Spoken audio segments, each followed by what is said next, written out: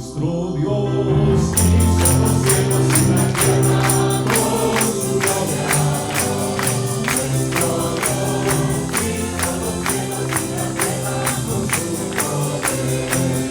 Pero nada es difícil para ti, nada es difícil para ti.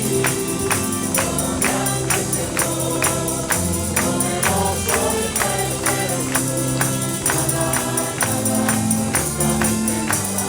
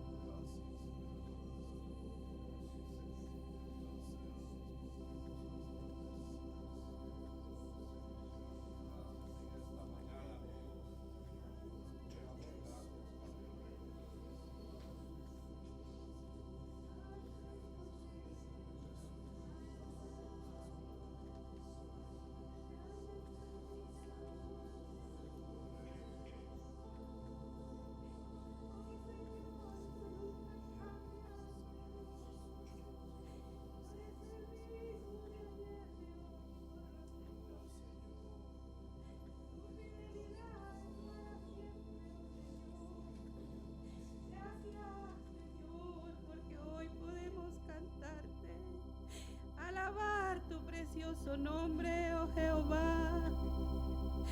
Oh Señor, toda rodilla se doblará delante de ti, confesará tu nombre santo. Oh, gracias, Señor.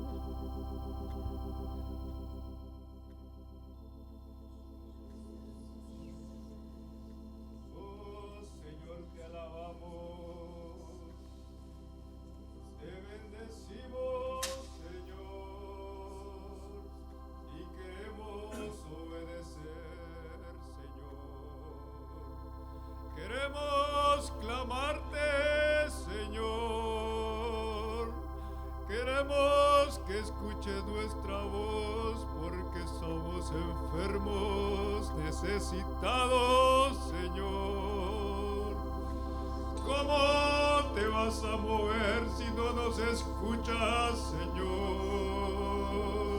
Ten misericordia de nosotros, Señor. Cambia nuestra dura cerviz, Padre, te exaltamos, Señor.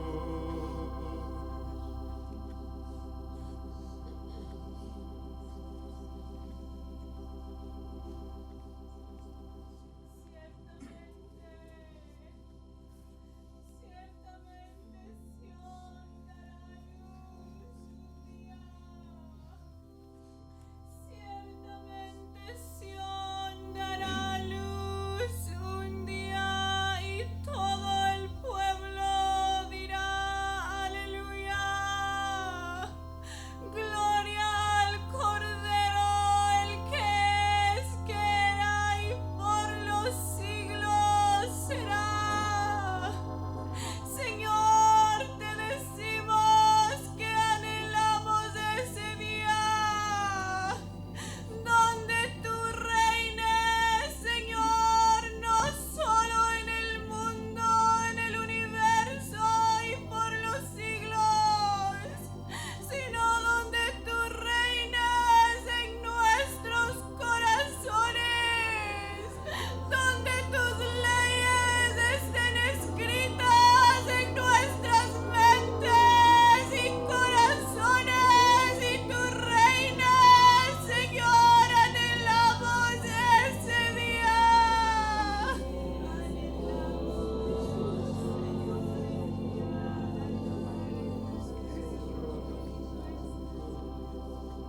Regocíjense cielos y tierra, regocíjense los que temen y confían en Jehová, porque pronto está la venida de su Rey, pronto está la venida del Cordero Jesucristo nuestro Señor, donde morará su justicia, pronto está su venida.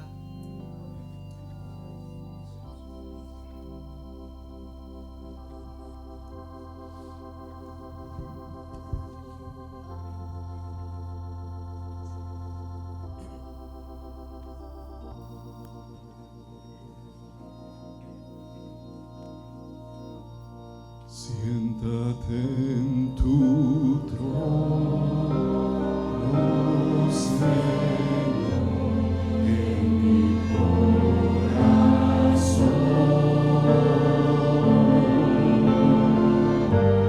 Toma el control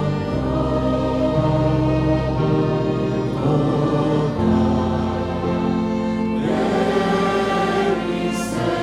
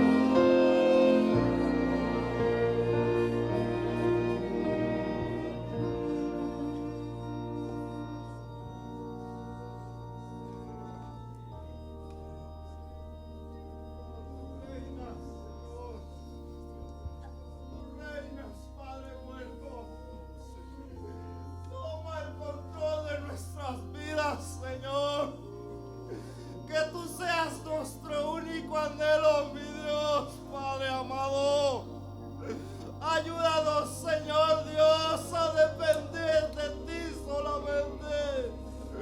Oh, danos de tu gracia, Señor.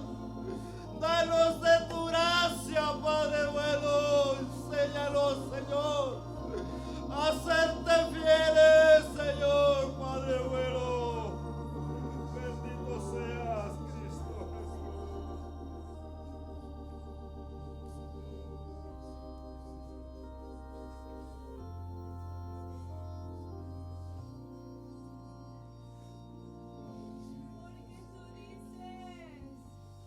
Porque tú dices, yo soy rico y me he enriquecido y de ninguna cosa tengo necesidad.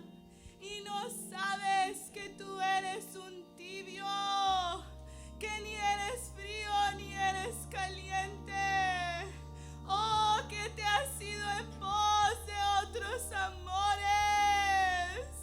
Oh, por tanto, en esta mañana yo te digo, arrepiéntete, arrepiéntete, porque tú dices, yo soy rico y no tengo necesidad, y no sabes que tu mayor necesidad es mi presencia, porque es en mi presencia en donde ya no claudicarás entre dos pensamientos, sino decidirás seguirme solamente a mí, dice tu Dios. Arrepiéntete y clama a mí, para que veas tu necesidad por más de mí.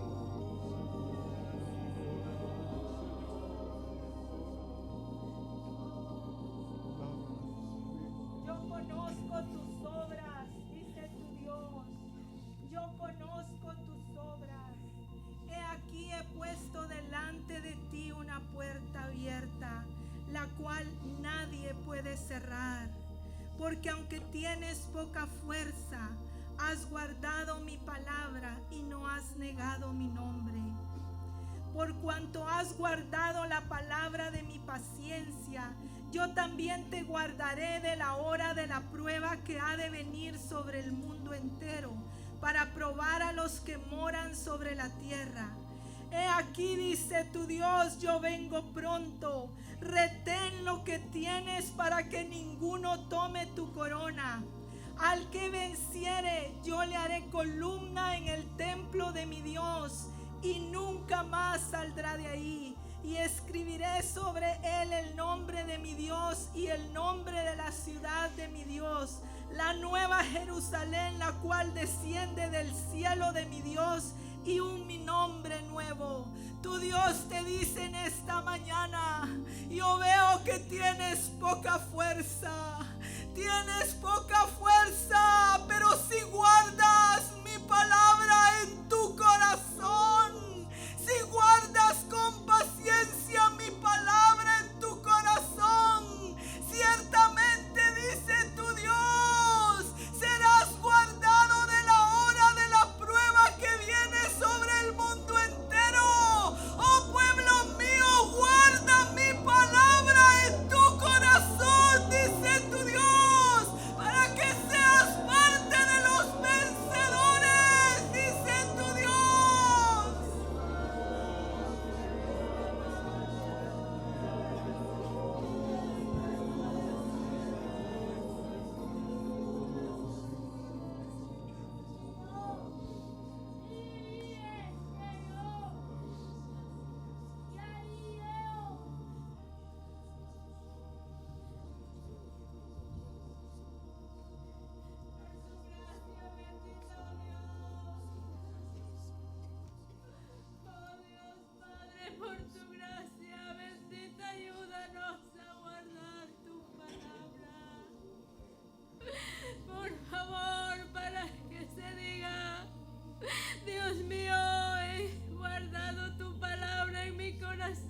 tus dichos en mi corazón para no pecar contra ti. Ayúdanos, por favor. Ayúdanos.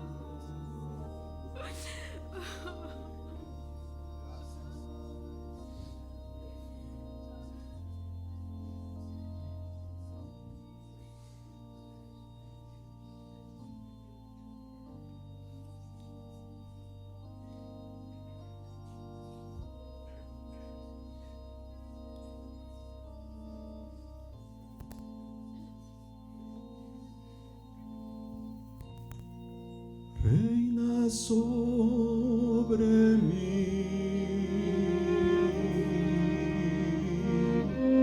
reina sobre mí,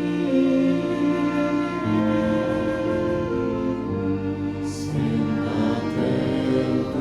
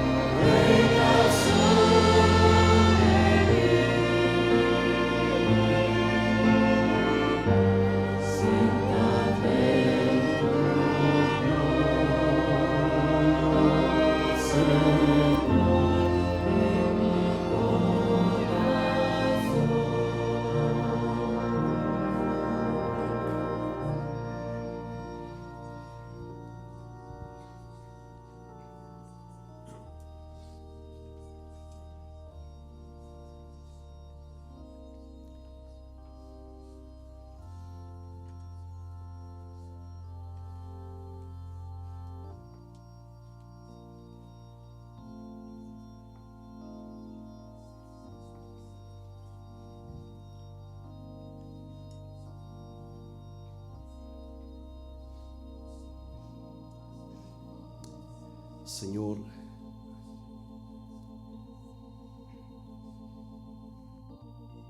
nuestra Pascua ha sido sacrificada y es necesario que nos limpiemos de la levadura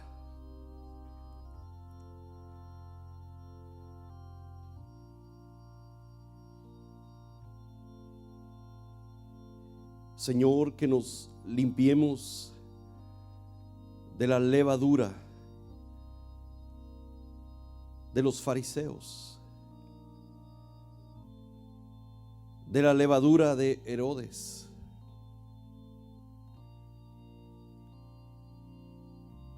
la hipocresía, Señor, del hombre que con toda falsedad le dijo a los magos: id y averiguad allá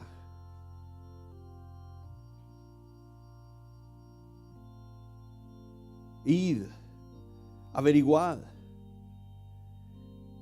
y cuando le halléis, hacedmelo saber, para que yo también vaya y le adore. Qué hipocresía, Señor. Él no quería que tú reinaras sobre él. Él quería deshacerse de ti para ser él quien reinara. Límpianos, Señor, de esa levadura.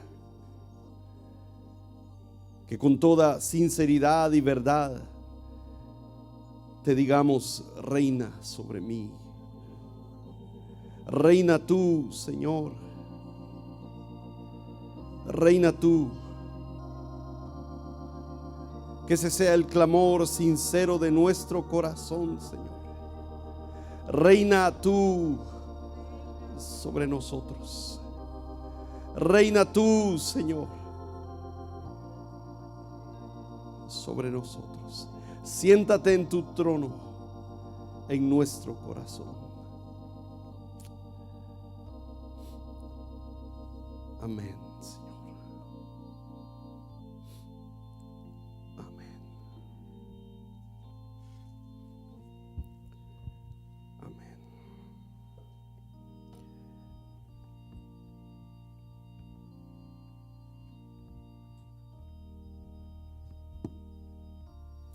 Pueden sentarse, hermanos.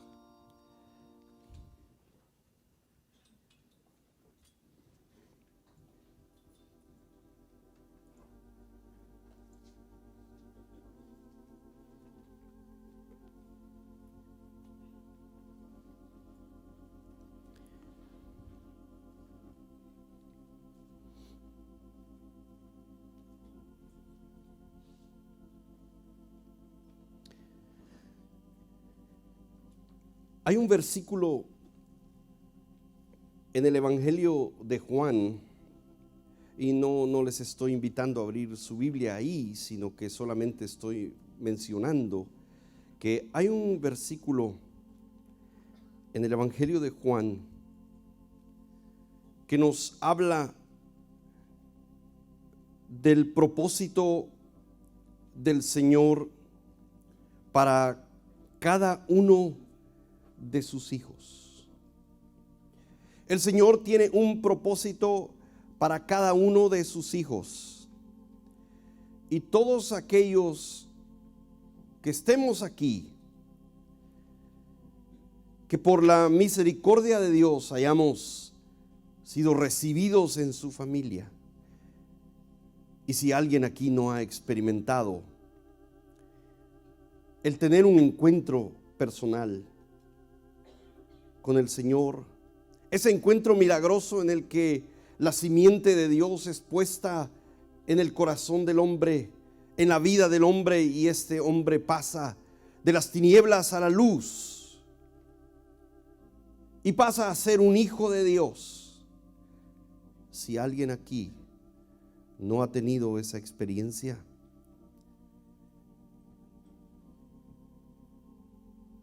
el Señor no ha cerrado la puerta. Tú puedes tenerla. Solamente abre tu corazón, y cuando el Espíritu de Dios se mueva en tu vida, responde sin temor, sin duda. Pero aquellos que han tenido esa experiencia, sepan que si son hijos de Dios, Dios tiene un propósito para sus vidas. Y cada cosa que Dios ha diseñado para nuestra vida es un paso más para acercarnos hacia el propósito de Dios. Ese versículo en el Evangelio de Juan dice: no me elegisteis vosotros a mí, sino que yo os elegí a vosotros, y os he puesto para que vayáis y llevéis fruto, y vuestro fruto permanezca.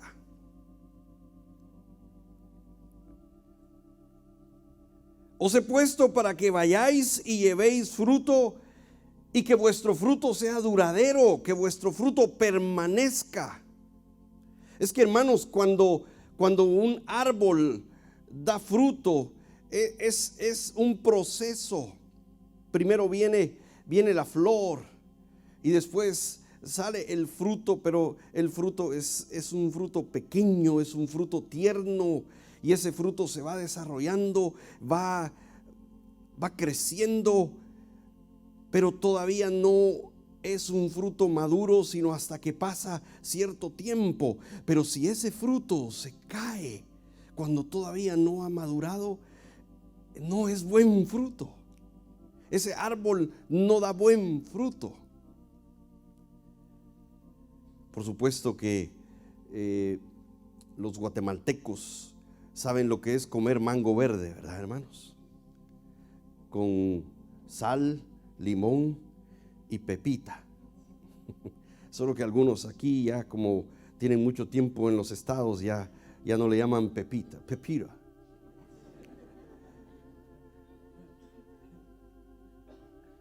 Nos comemos los guatemaltecos el mango verde.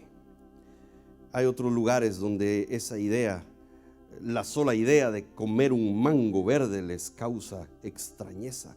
¿Cómo pueden comerse un fruto verde? Ustedes no saben lo que eso significa.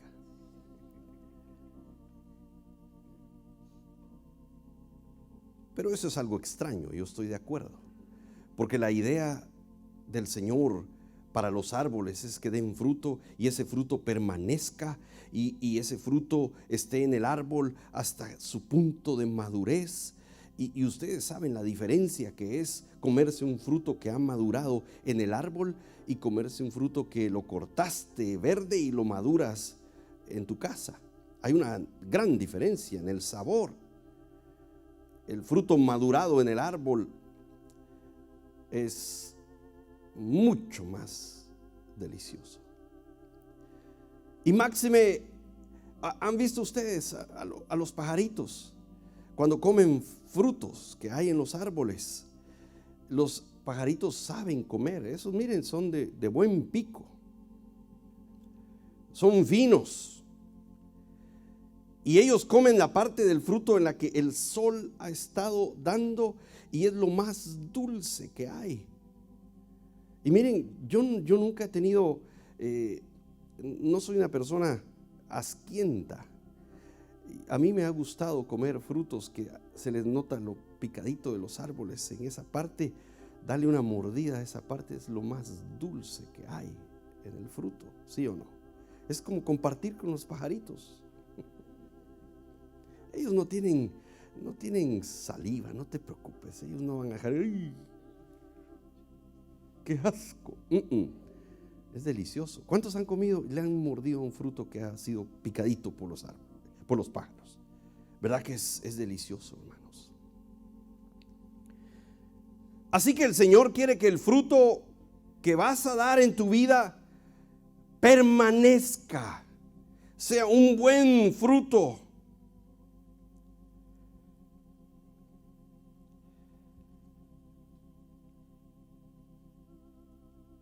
Pero el día, ¿qué día fue? ¿Viernes? Estaba un poco perdido yo y ni siquiera sabía en qué día estaba. El día viernes estuvimos con las parejas aquí en la iglesia. Creo que no todas, algunos no estuvieron, pero estuvimos meditando acerca de un versículo al cual quiero llevarlos, porque me pidieron que terminara. Porque algo sucedió el viernes, no les vamos a contar, pero no pudimos terminar todo lo que pensábamos cubrir. Entonces, aquí va la parte 2. En Cantares, en medio de esa expresión de amor que se están dando la Sulamita y el amado, ellos están expresándose su amor, ellos están cultivando su relación, y en medio de esa declaración encontramos un verso muy extraño. Cantares capítulo 2, verso 15. Y por favor, los solteros aquí no piensen, entonces esto no tiene que ver conmigo. No, hoy vamos a hablar un poco, de una forma un poco más general, y los casados aquí van a escuchar esta forma general de exponerlo y luego van a tomar algunas cosas que les conviene aplicarla a su matrimonio. Pero miren, estas cosas que vamos a hablar son cosas prácticas. No nos conformemos con solo escucharlas.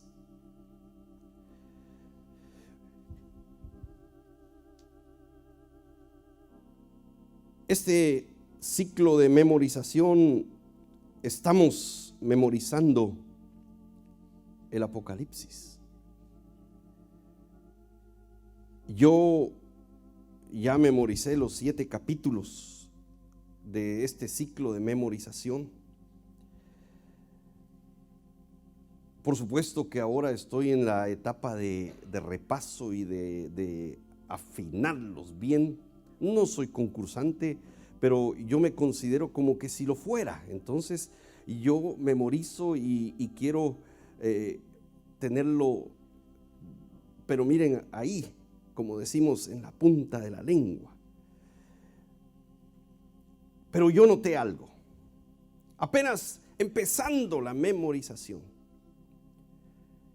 El versículo 3 del capítulo 1, ya nosotros tenemos una expresión ahí un poco difícil de captar. Bienaventurado el que lee y los que oyen las palabras de esta profecía. Lo que pasa, hermanos, es que en aquellos tiempos no tenían ellos una copia de la Biblia como nosotros la tenemos. Miren, 66 libros y que nos ponemos debajo del brazo para el domingo para salir corriendo de la iglesia, para la iglesia, de la casa. Y ahí llevamos 66 libros. Miren, en aquel tiempo eran rollos. No podemos ahora agarrar 66 rollos, ¿verdad? E irnos corriendo. Se llena el carro y ya no cabe nadie más que nosotros, nuestra esposa y tal vez hay que tener solo 2 hijitos para poder caber con 66 rollos ahí en el carro. No, tenemos una bendición. Y algunos ni siquiera el libro de los libros traen, sino que ahora se conforman con traerlo en su teléfono. No hagan eso, hermanos. A la iglesia no es bueno asistir con tablets y con teléfonos. Traigan una Biblia.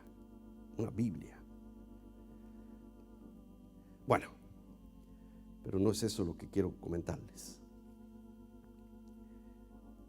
En aquellos tiempos alguien tenía que leer, y cuando se dice esa palabra bienaventurado el que lee, esa es la misma palabra que en otras porciones de las Escrituras aparece como una lectura pública. Como cuando el Señor estuvo en la sinagoga en Nazaret y dice, y se levantó a leer. Es una lectura que una persona hace y los demás están escuchando. Por eso es que Juan dice, bienaventurado el que lee y los que oyen, porque es una reunión de los hermanos. Pero ahí es donde entra nuestra confusión. Pensamos nosotros, estamos conformados siempre con que, soy bienaventurado si leo. Y si no tengo tiempo para leer, pongo una grabación en mi carro, bienaventurado el que oye. La bienaventuranza no es esa. El peso de ese versículo va a caer sobre la última declaración. Bienaventurado el que lee. Pero ¿cuál es el resultado de que alguien lee? Que hay unos escuchando y los que oyen. Pero el peso de este versículo cae sobre la última declaración: y guardan las cosas en ella escritas. Somos bienaventurados no por leer solamente, somos bienaventurados no por escuchar solamente, Somos bienaventurados cuando nosotros guardamos aquello que leemos.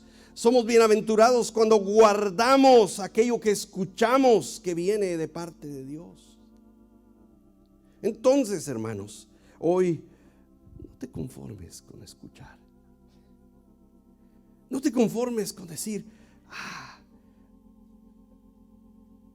qué bonito estuvo, ¿verdad? Y yo creo que no va a estar tan bonito, pero no salgas diciendo, me gustó. Espero que salgas diciendo, me gustó. A pesar de ese hombre tan difícil, tan, etcétera. Tú, bueno. No, eso no es, hermano. Bienaventurado es el que guarda, el que pone en práctica en su vida aquellas cosas que escucha. Eso es lo que se llama crecimiento en el camino con el Señor. Escuchar y poner en práctica. Como dice Santiago, Él no quiere que nosotros seamos oidores olvidadizos, sino hacedores de la palabra.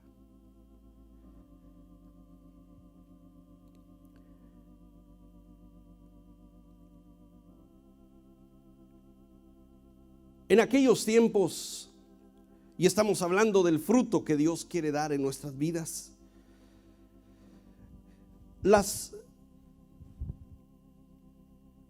¿ya leímos el verso? No, gracias, hermanos. Gracias, hermano Mario. Cantares 2, en medio de esa declaración de amor entre ellos dos, hay un versículo extraño en el versículo 15 del capítulo 2. Cazadnos las zorras pequeñas que echan a perder las viñas, porque nuestras viñas están en cierne. Dios quiere que demos fruto, pero cuando la viña, el lugar del fruto, está en cierne, ¿qué quiere decir eso? Está en flor, y algunos frutos ya también han empezado a salir. Es el periodo en el que se dice que está algo en cierne en la agricultura. Hay peligros que pueden destruir ese fruto. Las zorras eran animales destructivos.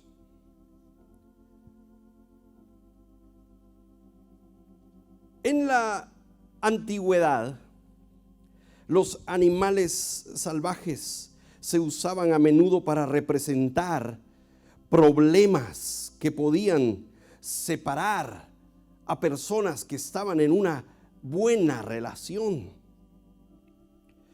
Por ejemplo, en Egipto se ha descubierto en la literatura egipcia que ellos usaban los cocodrilos para representar una amenaza para el amor, que podía dañar la relación entre un hombre y una mujer.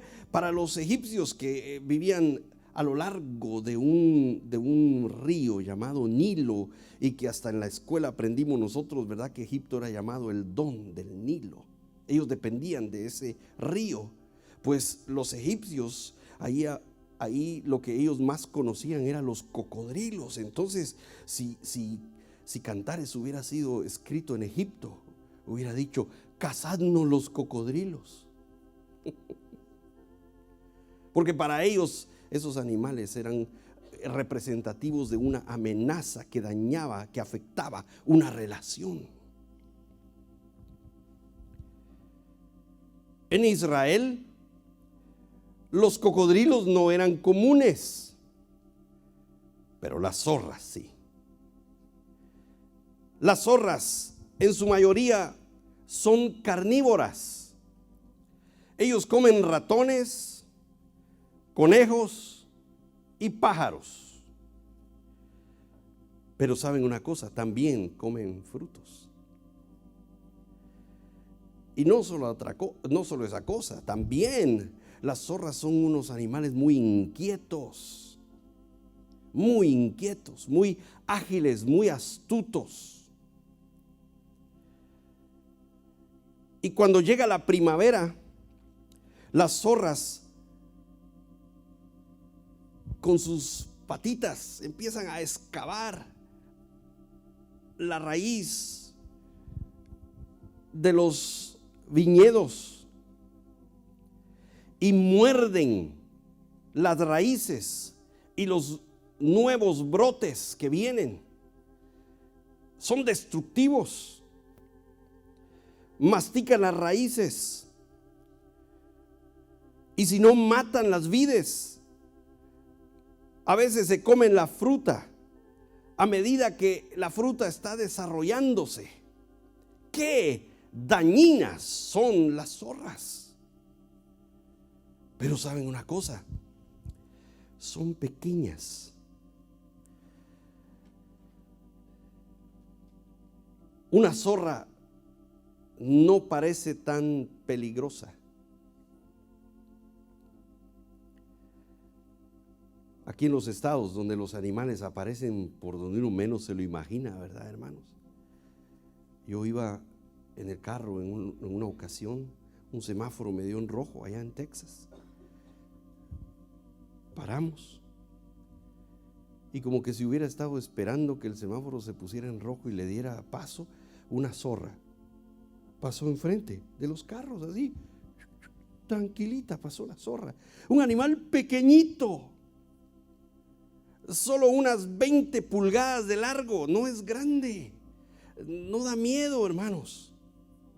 Es algo pequeño, pero qué daño puede hacer una zorra a una viña.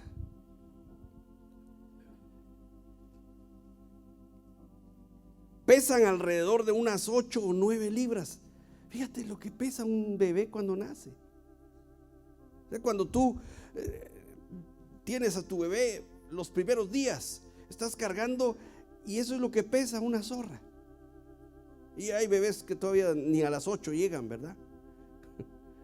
Más ligeritos todavía. Pero cuando tu hijo, tu bebé llega a las 8 libras, más o menos así es una zorra. Y también más o menos de ese tamaño. Es un animal pequeñito. Son rápidas, son ágiles, no son fuertes como un coyote, no son peligrosas como un oso para nuestra vida, pero sí son dañinas para nuestra vida. Y representan problemas que pueden destruir una buena relación.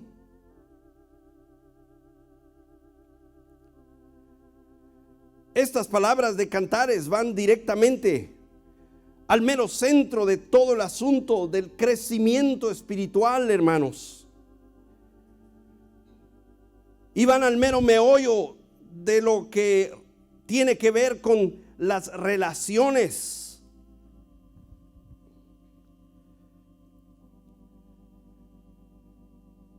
Tanto entre nosotros como iglesia, pero la relación más cercana que un hombre y una mujer pueden tener es cuando ellos se casan y cuando tienen hijos. La relación como iglesia es una relación de hermanos en Cristo. La relación con nuestra pareja es una relación de hermanos en Cristo que hemos decidido unir nuestras vidas y llegar a ser uno.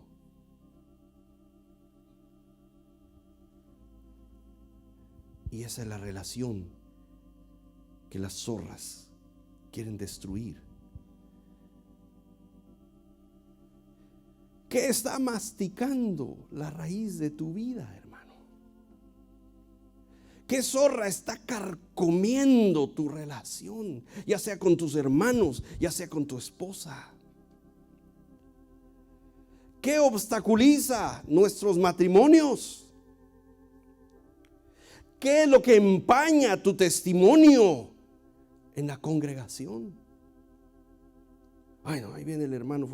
Hermano, mejor es de lejitos con él.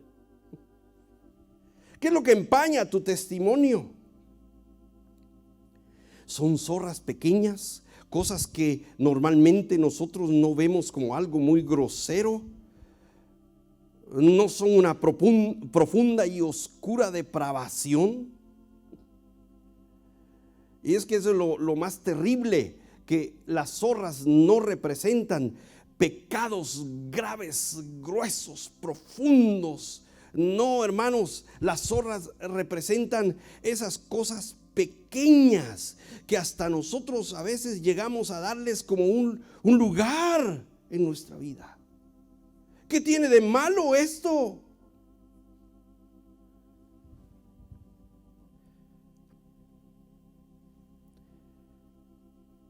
Estuvimos viendo el viernes algunas zorras. Vimos que necesitamos ayuda, porque Cantares dice: cazadnos las zorras. Necesitamos ayuda. ¿Y quién es quien cuida la viña? El Señor. Necesitamos que Él nos caze las zorras, que Él mate esas zorras en nuestra vida. Pero para eso necesitamos identificarlas, ¿verdad, hermanos? Entonces, estuvimos viendo nosotros algunas zorras que no vamos a repetir hoy. Vimos primero la zorra del abandono espiritual. El profeta Jeremías dice: el monte de Sión está asolado, zorras andan por él. El monte de Sión había sido abandonado. El pueblo había ido en cautiverio por causa de su pecado. Y ahora quedaba abandonado y las zorras andaban por el monte de Sión. La zorra del abandono espiritual. Y si a alguien le interesa saber algo sobre eso, consiga. Yo no sé si hay una grabación del viernes, pero consígala.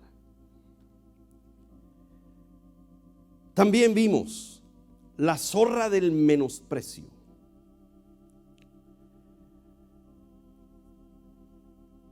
Nehemías 4:3 dice: y estaba junto a él Tobías amonita, el cual dijo: lo que ellos edifican del muro de piedra, si subiere una zorra lo derribará. ¡Qué burla! Burlándose de aquellos que estaban edificando los muros. Pero ¿saben por qué? Porque él estaba enojado. También hablamos de la zorra del enojo, de la ira, del mal carácter. Y no vamos a volver a tocar eso porque no quiero hacer sentir a nadie incómodo. Pero hermanos, solo déjenme añadir algo. El mal carácter es una zorra que puede destruir relaciones. Bueno, no que puede, que destruye relaciones. Pero pongámonos a pensar, hermanos, y no quiero señalar a nadie. Yo no los conozco profundamente a ustedes. Yo no sé cuántos aquí hay que son de mal carácter. Pero solo déjenme decirles algo. Si tú eres un hijo de Dios, quiero que pienses en esto. Tú tienes entonces acceso a una relación personal con Dios. Quiere decir que tú tienes entrada a la presencia de Dios. Y en la presencia de Dios, dice la Biblia, hay plenitud ¿de qué? De gozo. Pero ¿cómo puedes estar tú diciendo que estuviste en la presencia donde hay plenitud de gozo, delicias a su diestra para siempre. ¿Cómo puedes estar gustando esas delicias? ¿Cómo puedes estar en la presencia donde hay plenitud de gozo? Y ese gozo no dura la mayor parte del día. Todo te irrita, todo te exaspera, todo causa que refunfuñes.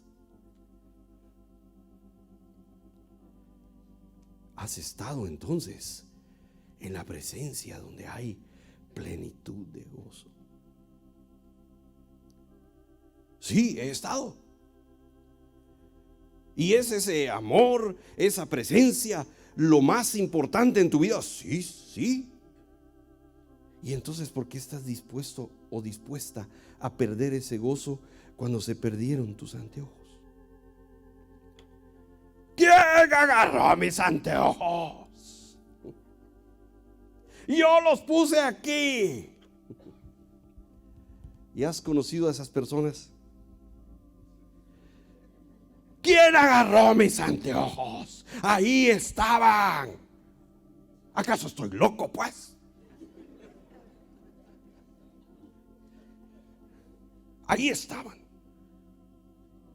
Cuando de repente en una de esas tus iras se te van cayendo. Y ahora veo mejor que antes. Ahí estaban.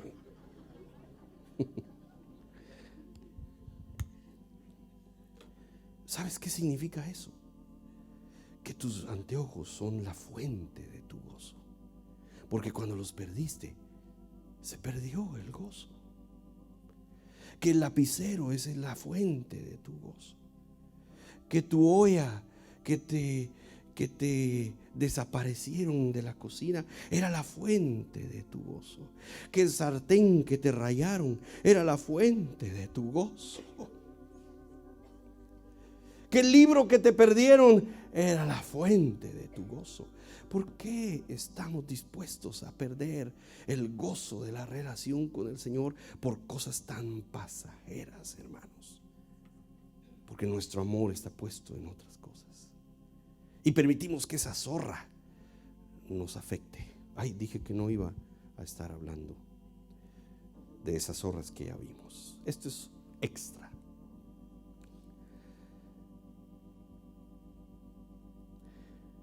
Vimos que según el Señor Jesús, las zorras tienen guaridas. La guarida es donde la zorra va y se esconde. Y vimos la zorra de lo escondido. La zorra de lo escondido.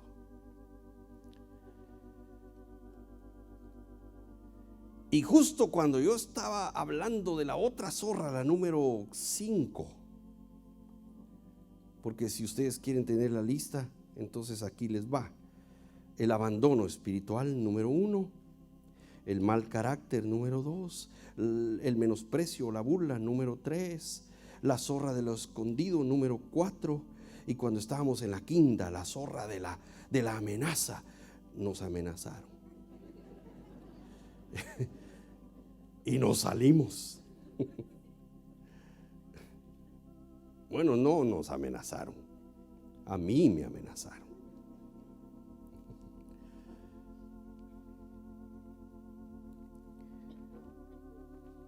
Pero hoy quiero ver con ustedes una zorra que puede ser tan destructiva en nuestras vidas, hermanos. La zorra de la venganza. La zorra de la amargura.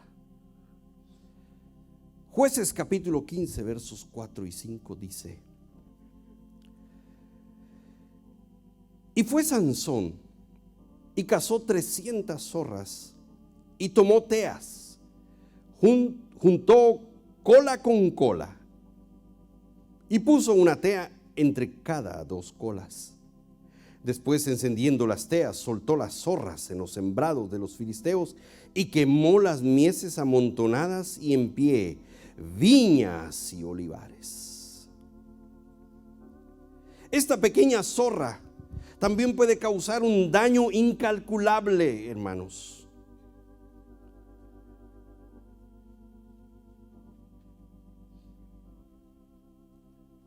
Y una vez más, puede que no nos impresione como algo demasiado serio. ¿Quién no ha tenido en algún momento un resentimiento en contra de alguien? Yo creo, hermanos, que todos los que estamos aquí, en algún momento en nuestra vida, hemos pasado por algún resentimiento en contra de alguien. Y como es un mal común, tenemos la tendencia a no tomarlo tan en serio, a no tomarlo como algo tan destructivo como lo que es. Pero eso puede llevarnos, hermanos, a una destrucción total.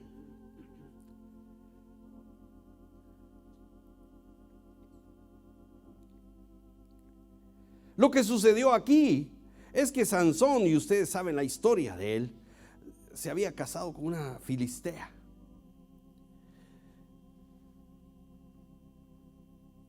Y lo que sucedió es que Sansón se enojó porque le habían descubierto su enigma aquel, ¿se acuerdan?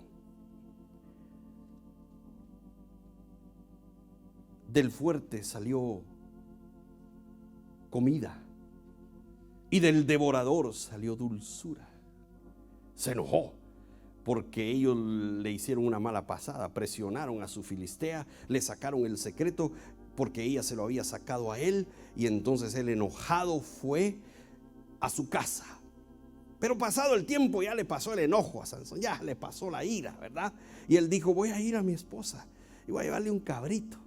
Vamos a ir ahí a contentar a doña Fili y vamos a volver a la armonía. Y ahí va él con su cabrito, y cuando llega, el papá se la había dado a su compañero en la ceremonia. Y le dijo: pues te fuiste todo bravo, no se va a quedar mi hija ahí burlada. Y se la di. Entonces él dijo: sea yo sin culpa, si me vengare de ustedes los filisteos. Y fue y agarra las teas, las zorras, y junta y amarra las zorras y pone las teas y quema los campos de los filisteos. Entonces los filisteos dicen: ¿quién ha hecho esto? Sansón. Él nos quemó las viñas. Le vamos a quemar entonces la casa de su esposa. Y van ellos y le prenden fuego. Quemaron la casa. Entonces viene Sansón y Sansón entra en un gran pleito de venganza. Me haces, te hago. La zorra de la venganza, hermanos, la zorra del resentimiento es tan dañina, porque esa zorra le da lugar a algo tan desagradable para el Señor, y en nuestras vidas se vuelve una carga, hermanos, el resentimiento hacia alguien más por algo que nos haya hecho, o por lo menos por algo que nosotros creemos que nos ha hecho. Porque para eso somos muy buenos, ¿verdad, hermanos? Para atar cabos. ¿Conocen esa expresión? Porque ustedes han atado cabos también, ¿verdad? Ahora me entero de algo que, uniéndolo con aquello que pasó aquel día, le hago un nudito y hasta le hago una gasa. Juntando esos cabos y juntando el otro hilo que tenía suelto con esto que pasó. Este tiene algo contra mí. Así que ahora yo tengo que andarme con cuidado. Ve lo que me hizo. ¿Y qué tal que no fuera así? ¿Qué tal que lo que a ti te parece clarísimo, un cabo que estaba ahí suelto, es clarísimo, y lo uno con esto que también es clarísimo? ¿Y qué tal que no era así?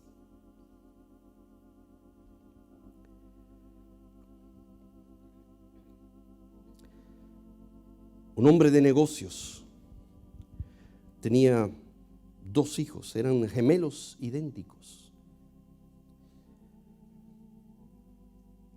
Y desde muy temprana edad esos 2 gemelos eran inseparables. Se vestían igual. Hay gente que acostumbra a hacer así con sus gemelos, ¿verdad? Vestirlos igual. Yo no sé para qué lo hacen, para confundirse ellos mismos. ¿Quién es quién? Yo no sé. Pero los visten iguales, o por lo menos lo que les gusta es divertirse con los demás, ¿verdad? Que no entendemos cuál es cuál.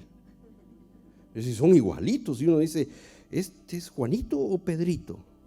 Y los padres se ríen, es Pedrito. Ay, ay, ay, Pedrito. No, hermano, estábamos bromeando, es Juanito. Entonces, ¿cuál es cuál? A uno lo confunden. Uno tiene que andarles buscando una seña para que no lo confundan. Yo recuerdo 2 gemelitas que yo conocí hace años. La única forma en la que yo podía distinguirlas, porque para mí eran idénticas, y yo no sabía cómo los papás podían decir, este es tal y este es tal. Yo lo único que hacía era decirle a una de ellas, por favor, sin volver tu cara, mira para allá. Y cuando ella hacía así, yo veía una manchita negra que había en uno de sus ojos, y entonces distinguía cuál era, porque la otra no tenía esa manchita. Así que cada vez que yo las veía, antes de saludarlas, hola, mira para allá. Ah, hola, fulanita. Esa era mi manera de identificarlas. Pues estos 2 gemelos, y saben una cosa, hermanos, los gemelos experimentan unas cosas muy, muy interesantes. Estas gemelas ya habiendo crecido, me contaban sus experiencias. Cuando una estaba triste, la otra no sabía por qué, pero ella también se ponía triste. Y no sabía lo que estaba pasándole a su hermana, pero venía una tristeza, una angustia a veces sobre ella. Son tan unidos los gemelos, estuvieron unidos en el vientre y en la vida, son tan unidos. Pues estos 2 gemelos se vestían igual, hacían casi todo juntos. Después de terminar sus estudios, ellos se hicieron cargo del negocio de su padre y trabajaron juntos de una manera tan armoniosa que para las personas de ese pequeño pueblo, de esa pequeña comunidad donde ellos vivían, estos 2 gemelos eran un ejemplo, un modelo de cómo las personas debían de cooperar entre sí. Eran un ejemplo de armonía. Una mañana, un cliente entró en la tienda, hizo una compra y pagó con un billete. Y uno de estos 2 gemelos lo atendió, tomó el billete y lo puso encima de la caja. No lo metió en la caja, lo puso encima. Y como eran muy amables en atender ese negocio, este gemelo caminó con el cliente hasta la puerta, lo llevó hacia afuera para despedirlo, conversó con él un rato. Y después de unos minutos él volvió a entrar en la tienda para poner el billete adentro de la caja registradora, pero el billete ya no estaba.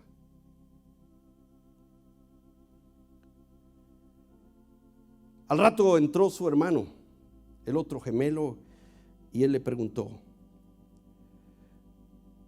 aquí había un billete sobre la caja, ¿tú lo agarraste y lo pusiste adentro de la caja registradora? Y su hermano le dijo, y yo no he visto ningún billete sobre la caja.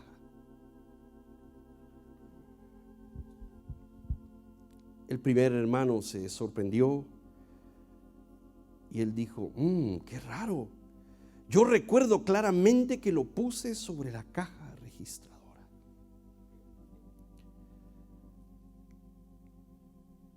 Un poco más tarde, como él se quedó con eso y con ese pendiente, ¿qué pasaría con ese billete? Un poco más tarde le volvió a preguntar cuando su hermano entró otra vez y le dijo: mira, ¿no agarraste el billete? ¿No lo agarraste tú?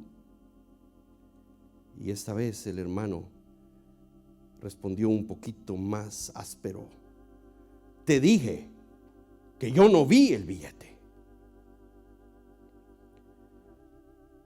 La tensión fue creciendo entre estos dos hermanos sobre ese tema.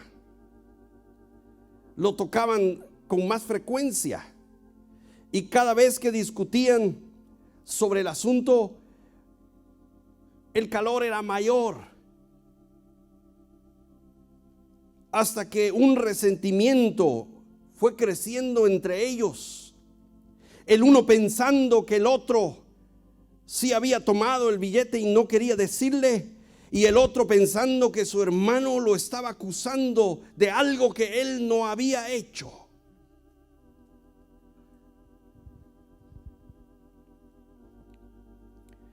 Pero ¿saben una cosa? ¿Quién tenía más razón de estar ofendido aquí? Nosotros podemos decir aquel que dejó el billete, porque se desaparece el billete. Aquí hay gato encerrado, hermano. ¿Quién no va a pensar? ¿Qué es lo que vamos a pensar, hermanos? Si dejamos un billete ahí sobre una caja registradora y de repente ya no está, y solo nuestro hermano es el que tiene acceso a esa parte de la tienda, ¿qué vamos a pensar? Pues fue él. Y yo estoy seguro, yo repaso los hechos, me lo dan, doy el producto, lo pongo aquí y me voy amablemente con el hombre hasta la puerta, salgo de la tienda y lo despido, que le vaya muy bien, don Juan, y váyase y ya. Y cuando entro y voy a poner el billete, porque yo me acuerdo que lo puse ahí encima, lo voy a poner adentro, ya no está. Y ahí aparece aquel: ¿agarraste el billete? No, ni lo vi. Tengo razón de estar ofendido. Y póngase en el lugar del otro. Tengo razón de estar ofendido. Yo entro a la tienda como si nada, y me resulta aquel con que aquí había un billete y tú lo agarraste. Yo no agarré nada, ni lo vi. Me cae mal que me esté acusando de cosas. ¿Acaso soy un ladrón? ¿Acaso este negocio no es nuestro como para decir que yo me guardé el billete? Los dos tenían razón de estar ofendidos, ¿verdad? Y nunca te has dado cuenta, hermano, que siempre tú vas a creer que tienes razón de estar ofendido. Que cuando tú te ofendes es con razón.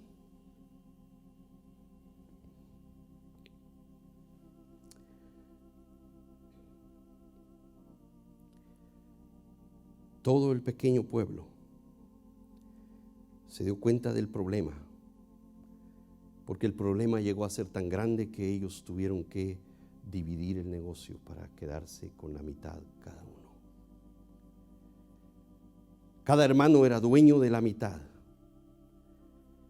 Todo el pueblo se dio cuenta porque durante 20 años los dos hombres se separaron. Hasta que un día un extraño entró al pueblo. Llegó a la tienda, que ya en ese momento era una tienda dividida por la mitad. Ya solo uno de los dos gemelos era el dueño de esa parte. Caminó hacia adentro de la tienda y le dijo al dueño, que ya tenía su cabello blanco porque el tiempo había pasado, y le dijo: ¿cuánto tiempo ha estado en el negocio usted aquí? Y él le dijo: he estado aquí por años. Mi papá estableció este negocio. Entonces el extraño le dijo: estoy aquí porque yo debo arreglar algo. hace 20 años. Yo estaba desempleado, sin hogar, deambulando por las calles, necesitado, con hambre. Y una mañana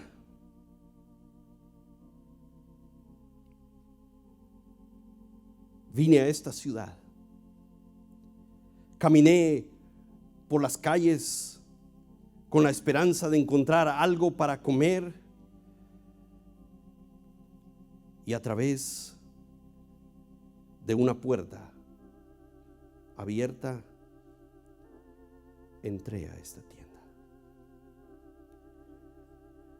Vi una caja registradora con un billete encima de ella. Nadie estaba ahí. Solo había 2 hombres que en el frente de la tienda estaban conversando. Así que me colé y me robé el billete. Él continuó explicando que desde entonces su vida había tomado un rumbo diferente, que él había llegado a convertirse en un cristiano y que ahora su relación con Dios, en su relación con Dios, él estaba tratando de enmendar todo lo que pudiera de los daños que él había causado. Y por eso decidió regresar a esa ciudad, a ese pueblecito donde había cometido no solo ese error, sino una serie de errores. Y él quería confesar su robo y pagar al dueño de la tienda lo que él se había llevado. El hombre del pelo blanco escuchó con lágrimas la confesión de este hombre. Y cuando recuperó un poco la compostura, le dijo: por favor, venga conmigo. Quiero que le cuente la misma historia a mi hermano. Fueron hacia la otra tienda que ahora era de su otro hermano.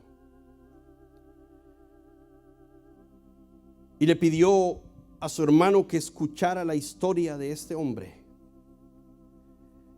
Y en poco tiempo, esos 2 hermanos gemelos estaban llorando, uno en los brazos del otro.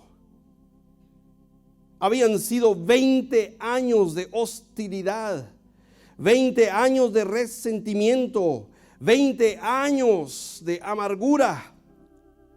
Todo por un malentendido. ¿No les parece, hermanos, que cuando nosotros atamos cabos y estamos absolutamente seguros de que estamos uniendo 2 cabos que corresponden el uno al otro, no les parece que existe una posibilidad de que hayamos atado mal los cabos? ¿Y no les parece que confiamos demasiado en nuestra lógica, demasiado en nuestra capacidad de análisis para decir: ajá, esto tiene que ver con, ya lo tengo, ya lo descubrí, bandido este hermano, ve lo que me hizo? No hay para dónde, tengo la razón. Y cuando nosotros creemos que tenemos la razón, la zorra del resentimiento, la zorra de la venganza, empieza a carcomer las raíces de nuestra vida. Se empieza a comer nuestro fruto y no daremos fruto, hermanos, porque hemos dejado que la zorra del resentimiento y la venganza destruya nuestra viña. Piénsalo. ¿No te pasa en el matrimonio? Es que lo conozco bien, hombre. ¿Acaso son 30 años en vano que yo he vivido con este? Pues le conozco hasta hasta los gestos. Es que es increíble, hermanos, cómo una pareja puede llegar a conocerse. Miren, si ustedes aquí, si yo me diera cuenta con todos ustedes aquí sentados, que allá atrás algo pasa y que mi esposa pudiera ir a ver, digamos que algo con uno de nuestros hijos pasó allá atrás, no están aquí, entonces solo una tenemos y está aquí adelante. Pero miren, es imaginario. Si fuera necesario que mi esposa fuera allá y yo la veo a ella así, nadie se daría cuenta que yo estoy compartiendo con ustedes y yo hago esto y ella entiende. ¿Notaron algo? ¿Ah? Claro, como se los estoy advirtiendo, ustedes lo notaron, pero si yo no se los hubiera advertido y estoy aquí hablando con ustedes y hermanos, entonces la zorra del resentimiento puede hacer. Nadie se acuerda. Mi esposa se para y ustedes ni lo notaron. Es increíble, hermanos. Una mirada, un gesto. Había una esposa que para decirle a su esposo, vámonos ya, ella le decía así. ¿Y saben qué quería decir eso? Irnos. Irnos. Cada esposo tiene sus señas. Hay algunos que el esposo le dice a la esposa, sacudámonos. Vámonos de aquí. Los demás pensarán, ¿qué el hermano tiene caspa o qué? Pero eso, la esposa que está ahí contenta y todo, el esposo, que nos sacudamos. Hermanas, creo que ya nos vamos. Y así de fácil colabora la esposa cuando recibió la seña de béisbol.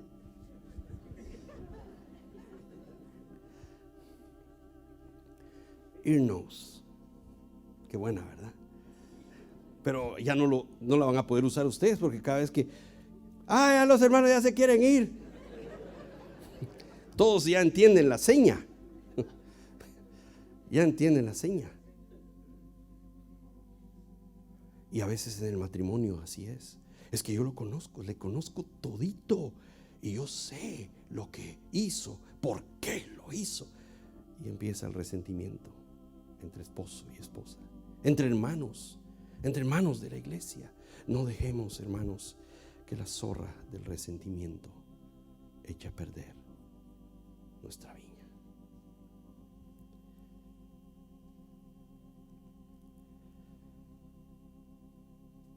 La última, y esta solo la voy a mencionar porque ya no tenemos mucho tiempo. Ezequiel 13, 4 y 5 dice: como zorras en los desiertos fueron tus profetas, oh Israel. Y dirigiéndose a esas zorras, a esos profetas, les dice: no habéis subido a las brechas, ni habéis edificado un muro alrededor de la casa de Israel, para que resista firme en la batalla en el día del Señor. Ezequiel 13, 4 y 5. Como zorras en los desiertos fueron tus profetas, oh Israel. Y luego le habla a esos profetas y les dice: no habéis subido a las brechas, ni habéis edificado un muro alrededor de la casa de Israel. No has protegido la zorra de la despreocupación. No te has preocupado.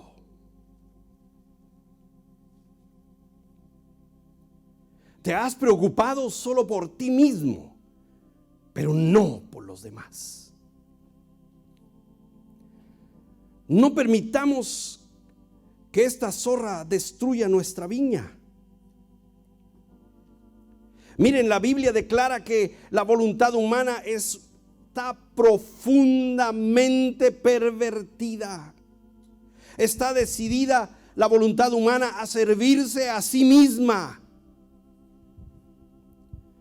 a complacerse a sí misma, a exaltarse a sí misma.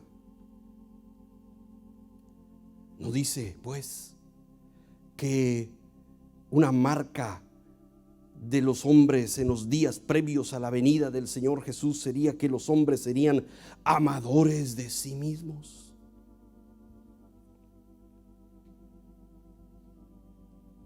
El egocentrismo,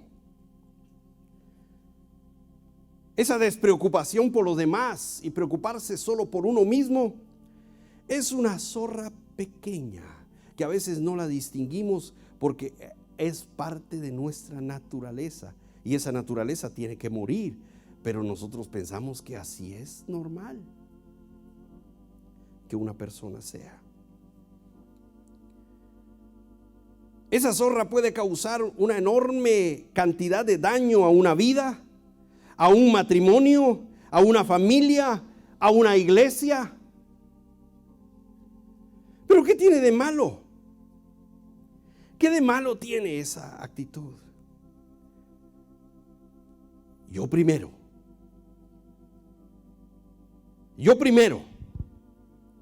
Parece ser una debilidad simple y común. Es una pequeña zorra. No es un oso, no es un elefante, pero sin embargo esa pequeña zorra puede causar un daño terrible, hermanos. ¿Saben por qué? Porque afecta eso, la relación. Porque entonces empiezan las quejas. Ay, sí, yo estaba esperando que hicieras algo por mí y no lo hiciste. Ay, sí. ¿Cómo sonríes en la iglesia con todas las hermanas? Y a mí ni una risita me das. Qué amabilidad, te derramas sirviendo a los demás. Y cuando yo te pido un poquito de azúcar para mi café, me andas diciendo, levántate y agárrala. Para eso tenés tus piecitos y tus manitas. Y yo esperaba que hicieras algo por mí. Estoy exagerando, hermanos. Yo sé que estoy poniendo esto exagerado, pero es para notar algo. Cuando una persona, esta zorra está destruyendo su vida, su viña, empieza a destruir su relación porque es una persona que solo está esperando y pidiendo de los demás. Haz esto por mí, haz esto por mí. Y esa persona empieza a perder su felicidad. Y siempre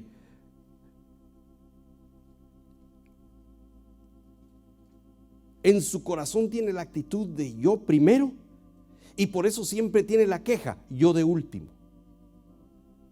Porque espera que los demás se derramen por ella, y como no se satisface, siente que está de último siempre. Cuando estoy enfermo, la gente debería de hacer un escándalo por mí. Sí, ni oración pidieron por mí. Yo estaba oyendo todas las peticiones y que Señor y bendice y a mí ni me mencionaron. El papelito que mandé.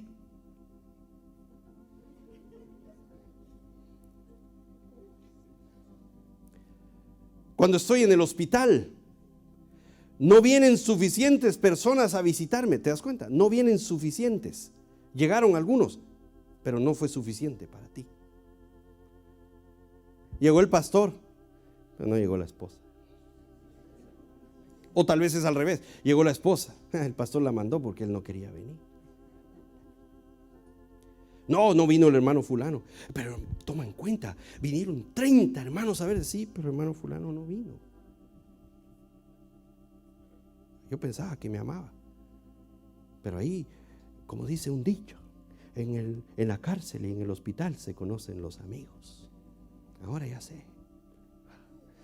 Pierdes tu gozo. Sí, ni buenos días me dijiste, ¿verdad, mi marido?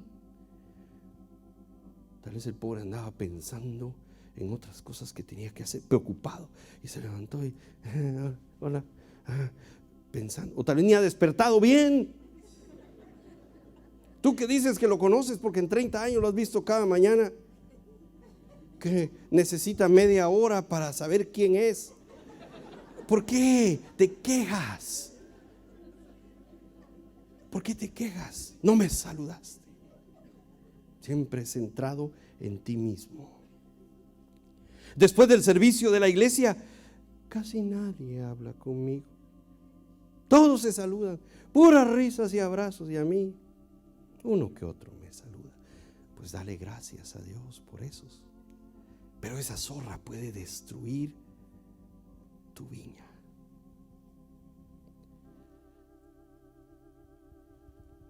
Te voy a dar la receta ahorita de cómo ser una persona triste, apagada, y espero que en algunos países, yo sé que aquí hay de muchos países, pero espero que esta palabra no les suene a ustedes ofensiva. Pero si suena ofensiva, quiero que sepan que para mí como guatemalteco esta palabra no es una palabra pesada, ¿ok? Pero si tú quieres ser una persona apagada, triste y miserable, aquí te doy la receta. Número 1, piensa en ti mismo. Es el primer paso para ser miserable. Segundo, habla de ti.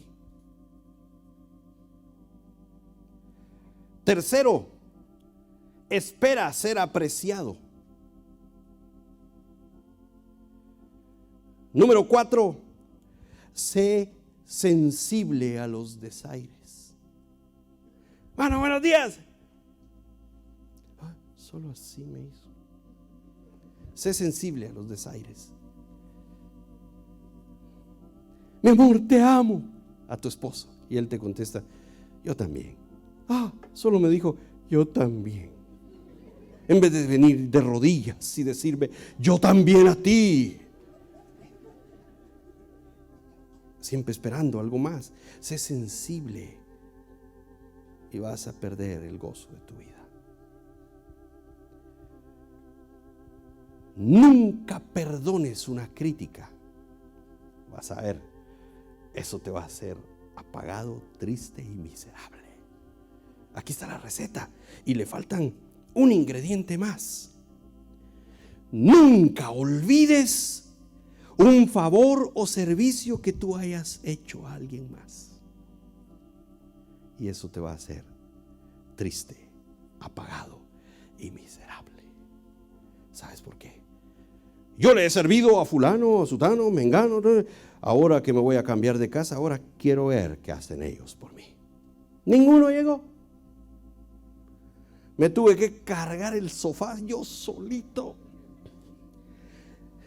pensando, ¿y dónde está el hermano fulano al que yo le ayudé a cargar el suyo? Es que yo nunca olvido lo que hago por los demás. Nunca olvides. Y vas a ver, vas a ser triste, apagado y miserable. Porque la vida la vas a vivir pensando solo en ti. No te has preocupado por los demás, con un corazón sincero. La pequeña zorra de la despreocupación por los demás mastica las raíces de nuestra vida. Y pronto nos convertiremos en una persona con la que es difícil llevarse bien. Siempre tiene un comentario negativo.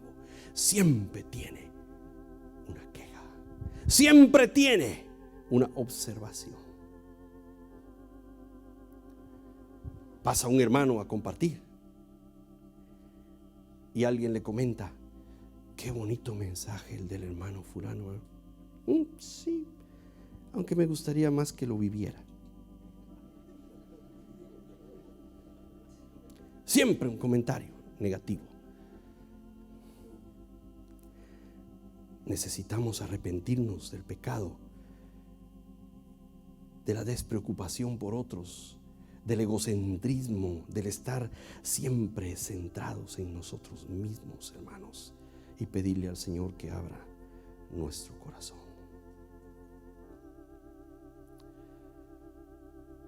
Quiero terminar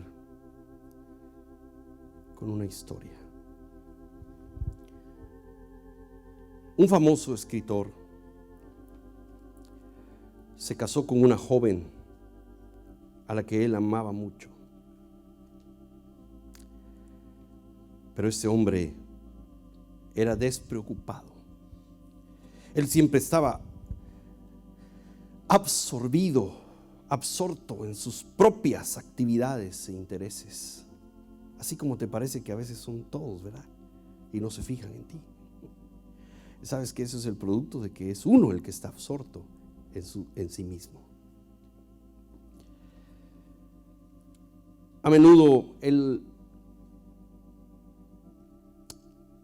descuidaba expresarse con su esposa, y a veces ella se llegaba a sentir un poquito más que una sirvienta que estaba ahí en la casa para satisfacer sus necesidades. Más adelante en su vida, ella se enfermó de cáncer, y esto es la vida real, ¿entiende? No es una historia inventada. Y ella estuvo confinada a la cama por un periodo de tiempo antes de morir.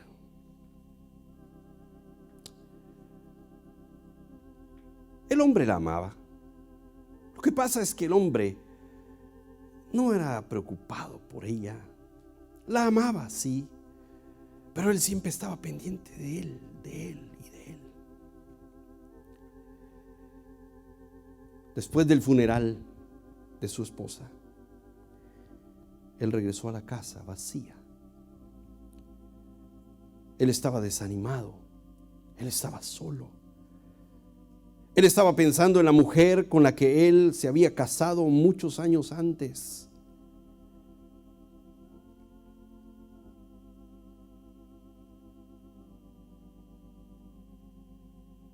Un día, en esos días de su tristeza, ella acababa de ser sepultada. Él subió a la habitación donde ella pasó los últimos meses de su vida.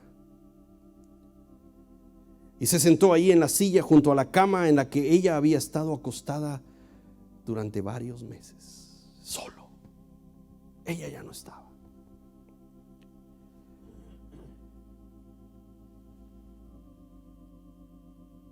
Mientras él estaba ahí pensando, recordándola, reflexionando, se dio cuenta de algo que él no había visto. Ahí estaba al lado de la cama un diario donde ella escribía todos los días algo.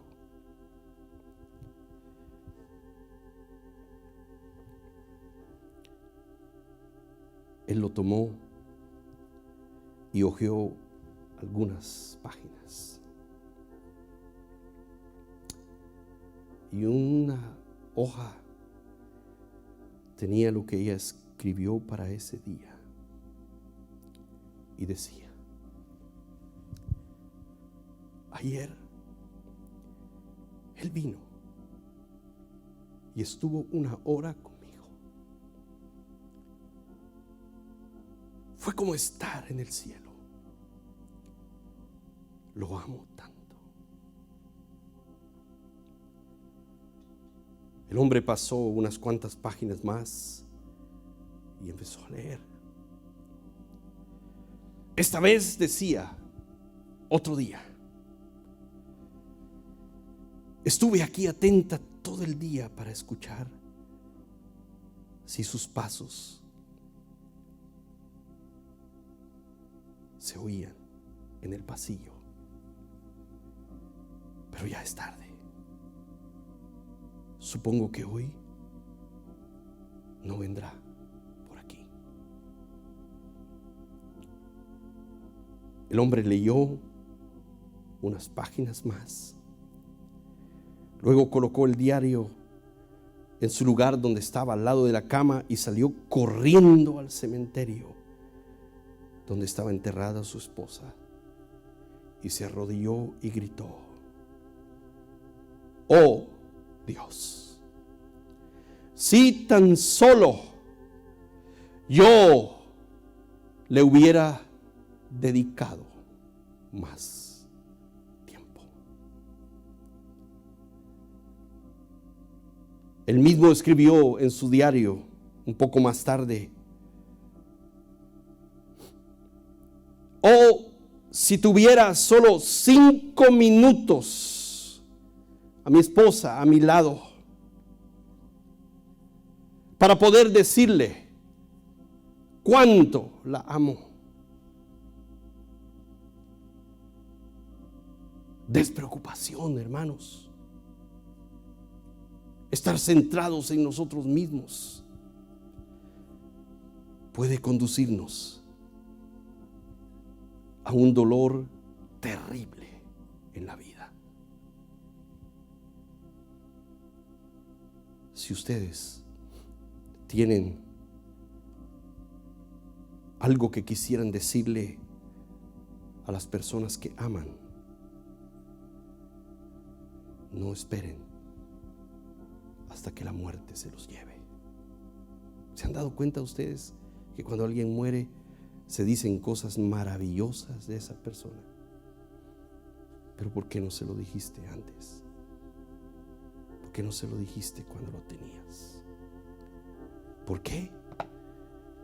Porque dejamos que una zorra que se llama despreocupación, una zorra que nos lleva a fijarnos solo en nosotros mismos y a ignorar a los demás, carcome nuestra vida, se come el fruto de nuestra vida, y aquel propósito que Dios tiene para nuestra vida, de que demos fruto, no se cumple, porque la zorra echó a perder la vid entera, la viña entera. Que no sea así en nuestras vidas, hermanos. Que no sea así en nuestros matrimonios. Que no sea así en nuestras familias. Que no sea así en esta iglesia. Pónganse de pie.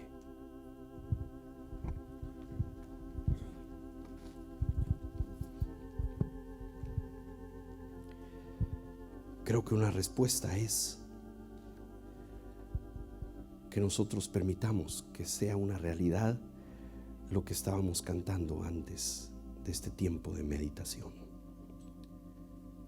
Siéntate en tu trono, Señor.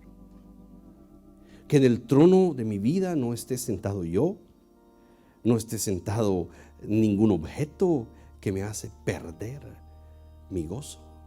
Que no esté sentado nada en el trono de mi vida que no seas tú.